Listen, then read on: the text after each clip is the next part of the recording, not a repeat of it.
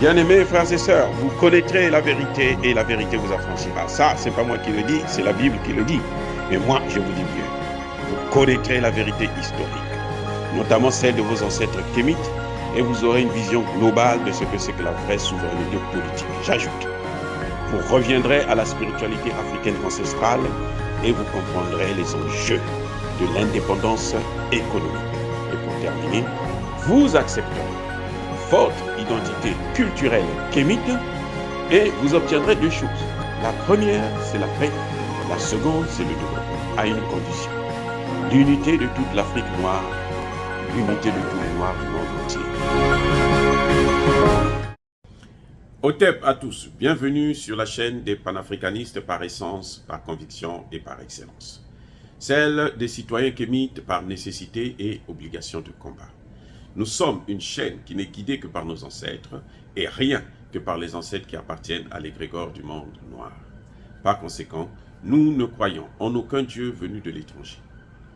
Toutefois, cette vidéo n'est aucunement destinée à inciter à la haine ou à la violence, car nous menons un combat qui est d'abord et avant tout spirituel, ensuite il est politique, géopolitique et géostratégique, contre l'impérialisme, le colonialisme, le néocolonialisme et l'endocolonat, sur la base du principe fondamental que nous avons hérité de nos ancêtres kémites, qui est celui de la Mahat, c'est-à-dire solidarité, vérité et justice.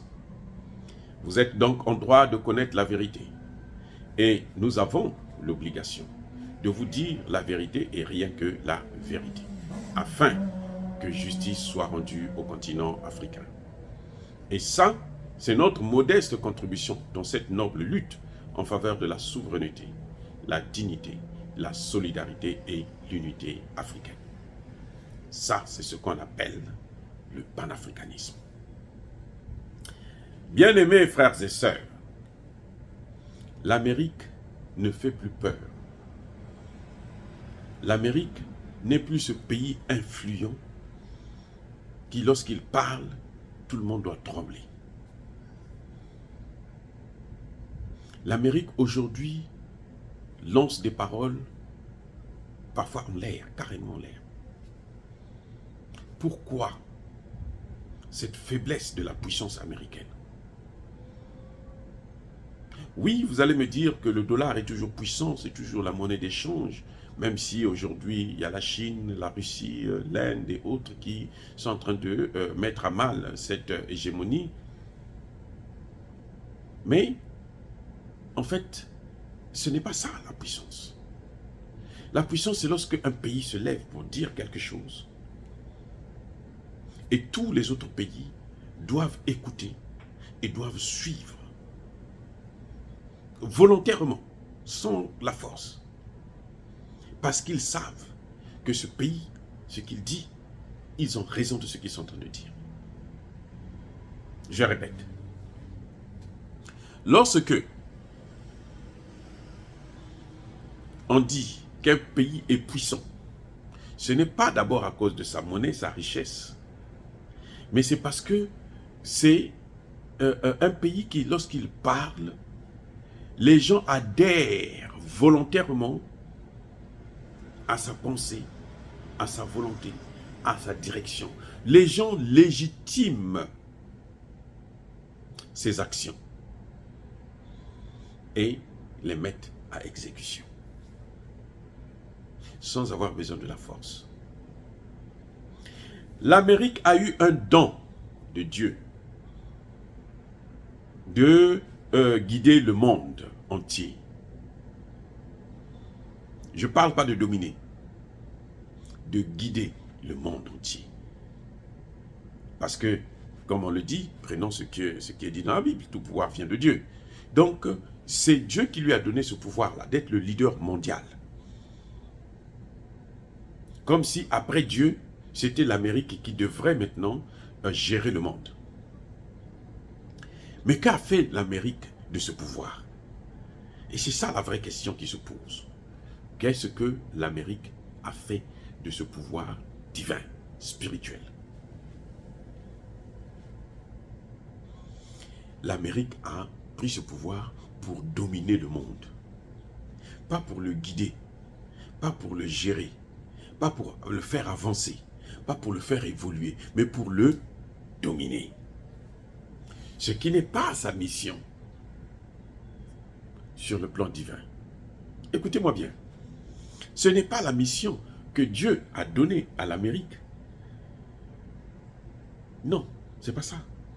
De martyriser, de diviser, de détruire, alors que l'Amérique était devenue comme le grand frère du monde, qui devrait donc rassembler, qui ne voit pas le diable, qui devrait rassembler. Or, on ne voit que le contraire du rassemblement. L'Amérique est le premier pays au monde à diviser les autres pays. Incroyable.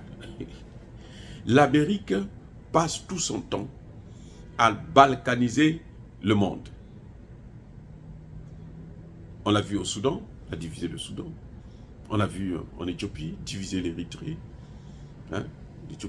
L'Érythrée s'est séparée de l'Éthiopie. Et tout récemment, là, ils voulaient aussi enlever le Tigré. On le voit au Congo démocratique, comment ils sont en train de vouloir balkaniser le Congo, diviser le Congo. On le voit en Libye, on l'a vu en Syrie, on l'a vu en Afghanistan, on l'a vu avec l'URSS, l'ex-URSS. Ce n'est pas, oui, vous allez me dire que ce n'est pas les États-Unis qui ont divisé l'ex-URSS, mais ils ont soutenu le processus, ils ont accompagné le processus. Parce que Gorbatchev, qui a détruit l'ex-URSS, avait de très très bonnes relations avec le président George Bush, le père. Et ils se sont entendus. Gorbatchev lui faisait tellement confiance. C'est incroyable. Comment gâcher tout ça juste parce qu'on veut dominer le monde. Et ça existe dans beaucoup de familles. Hein, où l'aîné, au lieu d'assurer son rôle d'aîné, c'est-à-dire rassembler tous ses petits frères et petites sœurs, lui, ce qu'il fait, c'est les diviser, c'est les martyriser, marcher sur leur tête et les détruire. Quand ils échouent, il est content. Quand ils réussissent, il n'est pas content. Ça existe même dans nos familles en Afrique. C'est le rôle que l'Amérique a joué. Quand l'ex-URSS est en difficulté, mais George Bush accompagne le processus. Gorbatchev faisait tellement confiance à George Bush qu'il lui a dit, écoute, moi je veux détruire cet empire-là. Mais il ne faut pas que toi tu élargis l'OTAN dans les pays de l'ex-Union soviétique. George Bush a menti à Gorbatchev. Il dit oui, il a accepté. C'est pas moi qui le dis. Roland Dumas, ministre des Affaires étrangères français à l'époque, le dit. Marine Le Pen le dit. Tous les leaders politiques français le savent. Sauf Macron, bien entendu. Mais tous les leaders, ils le savent. Bref, Gorbatchev accepte de détruire son empire dans l'espoir que malgré tout, ils vont garantir la sécurité de la Russie. Qu'est-ce que les États-Unis ont fait? La première des choses qu'ils ont fait là, c'était d'élargir l'OTAN dans les pays de l'ex-Union soviétique. C'était la première des choses. Au point où ils ont négligé, ils ont appelé la France et autres là, la vieille Europe. La nouvelle Europe là, c'était celle-là qu'il fallait occuper, qu'il fallait dominer. Et ils ont réussi à près de 80%, 90%. Il ne restait plus que l'Ukraine. Dès qu'ils auraient pris l'Ukraine, la Russie serait encerclée par des bases de l'OTAN. Et à n'importe quel moment, on pouvait attaquer la Russie. Est-ce que c'est ça la mission que Dieu aurait donnée aux États-Unis? Non. Ils ont eu la chance d'être une grande puissance. Mais ils ne sont pas une puissance pour dominer, pour détruire, pour tuer, pour martyriser les autres. L'Afrique a été la première puissance mondiale.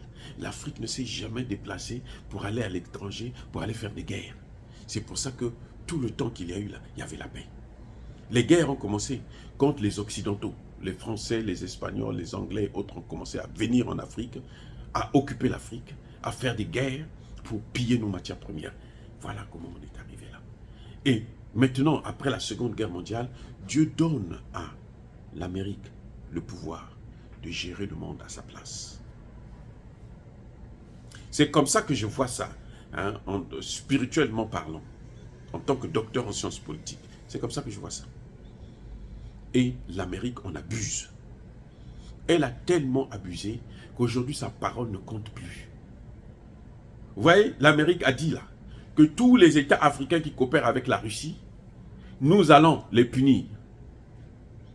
Quand elle a sorti ça là, même pas quelques semaines, c'est le Cameroun va signer des accords avec la Russie. Et de plus en plus, les États africains sont en train de choisir la Russie. Vous voyez, au Congo démocratique, là, ce que demande la population, Tshisekedi résiste, mais il sait que s'il résiste, là, continue à résister, là, en la prochaine élection, là, il ne sera plus élu. Il aura ce peuple-là sur son dos. La population, là, la jeunesse, là, elle demande à ce que Tshisekedi puisse faire partir la MONUSCO et fasse venir les Russes. Même le Bénin qui est en train de faire des beaux yeux à Emmanuel Macron tout récemment là, lors de son voyage, a les yeux tournés vers la Russie. Parce qu'on sait que le seul pays qui peut nous apporter la liberté, la souveraineté, qui nous a jamais colonisés, c'est la Russie. Les gens se souviennent de ce que les États-Unis ont fait d'Haïti. Les États-Unis et la France. Regardez ce qu'est devenu Haïti. Une loque. Un pays à ramasser à la cuillère. Ça, c'est leur travail, ce qu'ils savent faire le mieux. Donc, la parole des États-Unis ne compte plus aujourd'hui. Anthony Blinken est obligé d'aller lui-même au Congo démocratique, en Afrique, là, au Congo, au Rwanda et puis en Afrique du Sud, pour aller voir comment il faut maintenir encore, sauvegarder, sauver les meubles, colmater les brèches. Personne n'écoute encore l'Amérique, parce qu'elle a trop abusé avec son pouvoir. Ce n'est pas parce que tu es l'aîné que tu as tous les pouvoirs, que tu vas maintenant torturer les autres. Le jour où ils vont se révolter, vous n'allez pas vous les comprendre. Et ils vont oublier que vous êtes l'aîné. Ils vont oublier que vous avez reçu un pouvoir divin. Voulant trop gagner en paire. Vous êtes influent. Arrêtez de martyriser les autres. Regardez ce qu'ils sont allés faire en Irak. On nous a menti que l'Irak avait l'arme nucléaire. Tout un pays ment. Qu'est-ce qui s'est passé?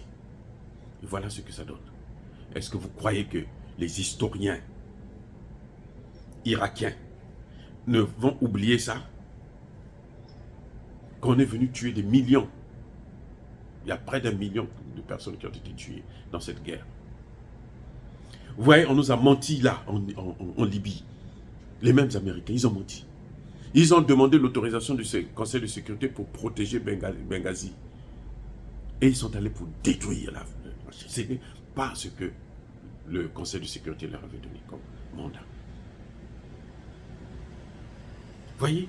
Donc, ça fait que l'hégémonie américaine est en train de tomber. L'hégémonie américaine est en train de s'effriter. Seule. À cause de l'abus de pouvoir. L'abus d'autorité. Aujourd'hui, vous voyez, la Russie est en train de combattre le dollar. La Chine est en train de combattre le dollar. L'Inde. Tous les pays émergents, les pays des BRICS, là, ils sont en train de dédollariser le monde. Parce que l'Amérique, on a abusé. Quand vous avez un pouvoir, il faut savoir préserver ce pouvoir-là. En étant un peu modeste. En étant un peu modeste.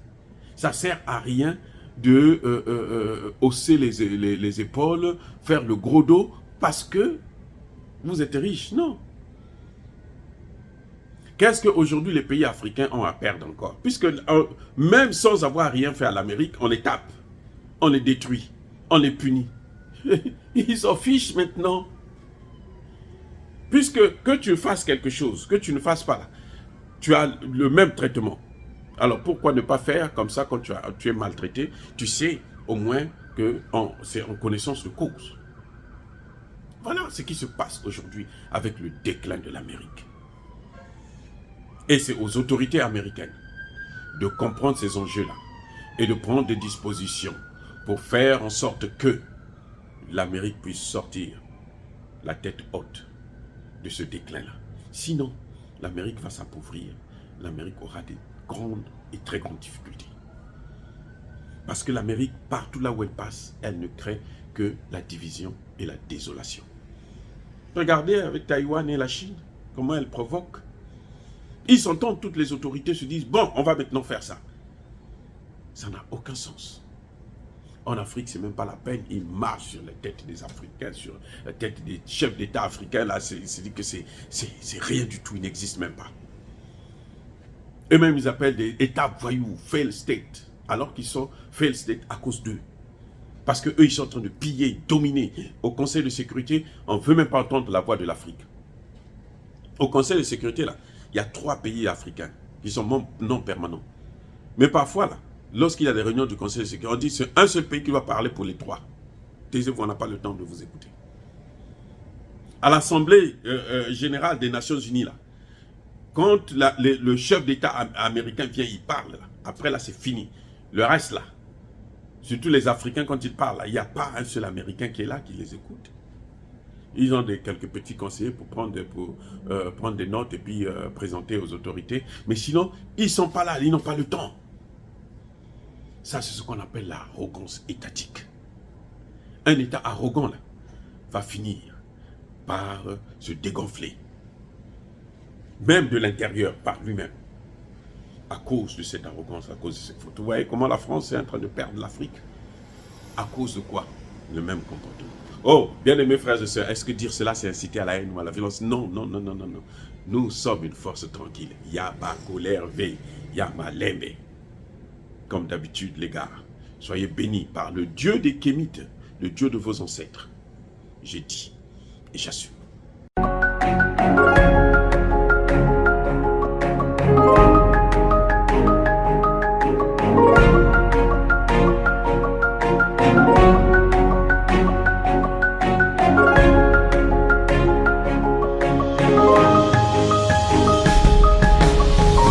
Eux, ils marchent par la foi et non par la vue. Mais moi, je vous conseille vivement de marcher par la connaissance scientifique et historique, notamment celle de nos ancêtres kémites, par les 5 sens et par l'intelligence. À vous, Apia.